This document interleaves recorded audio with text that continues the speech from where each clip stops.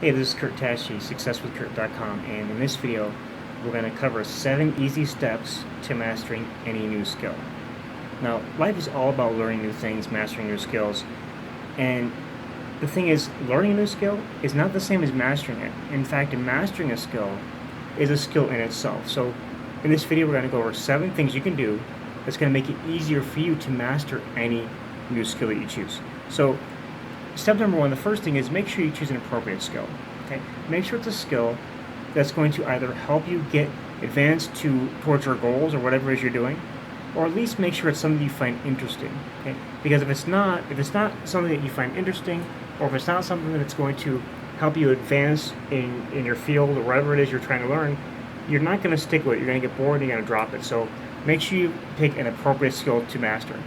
Next, you want to make sure you set both long-term and short-term goals. Okay?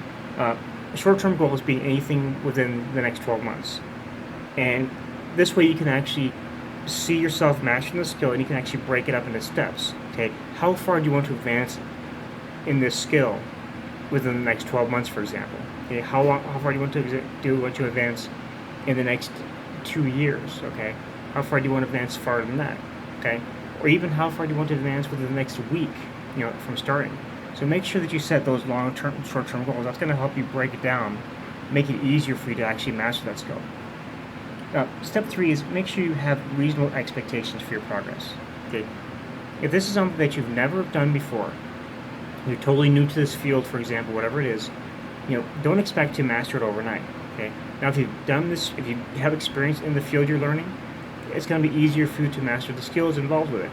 But make sure you have realistic expectations, so you're not doubting yourself because you can't master it in a short period of time. Okay. Fourth is we want to break down the skill into its components. Okay. Every skill has certain components and aspects of it that make up the entire skill. Okay. For example, if you're learning how to do the piano, or how to play the piano, excuse me, you need to learn things like sight reading, learn the scales, etc. So when you break those components down and you master each component, it's going to make it easier for you to understand everything as a whole, and make it easier for you to actually put it together and master that skill. So step 5 is, if it's appropriate, get a coach, get a mentor. Okay? If you can do that, find someone that's done what you're trying to learn, and have them teach you not only what they know, but they can teach you how they've learned it, what they've done to actually help themselves master it.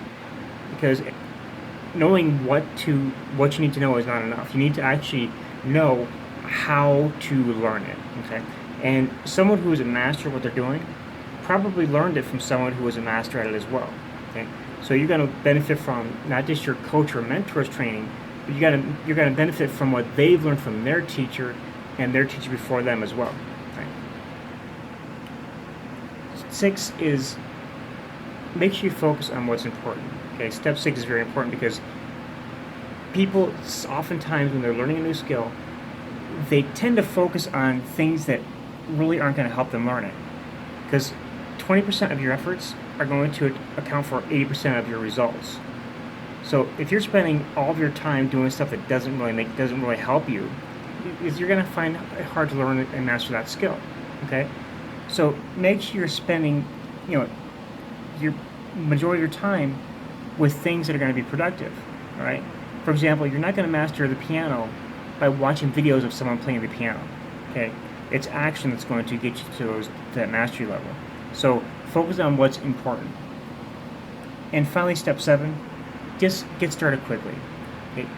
There's too many people who go through the getting ready stage or the planning stage far too long. They want to make sure that everything's perfect before they get started. They want to make sure that they learn everything before they put into practice. Okay, don't do that. Start learning and then put that into practice immediately. Okay, just take action, because action is what's going to yield your results. So to recap, the 7 steps to mastering any new skill. Number 1, make sure you choose an appropriate skill. Number 2, make sure you're setting both long-term and short-term goals. Step 3, make sure you have reasonable expectations for your progress. Step number 4, break the skill down into its components. Step 5, if appropriate, find a coach, find a mentor. Step 6, focus on what's important. And step 7, just get started quickly. Okay. So with that, I want to thank you for watching.